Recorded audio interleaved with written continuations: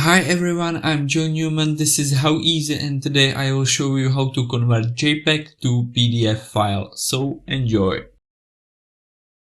I have prepared here my JPEG file. Just look control in properties of JPEG that we have in our type, what we need. First, what we need to do is go to the small pdf.com. I will give you link under the video, so visit description of video.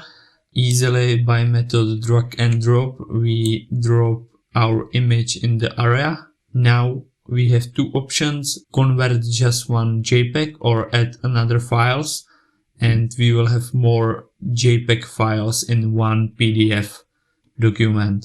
We have easily convert our JPEG to PDF.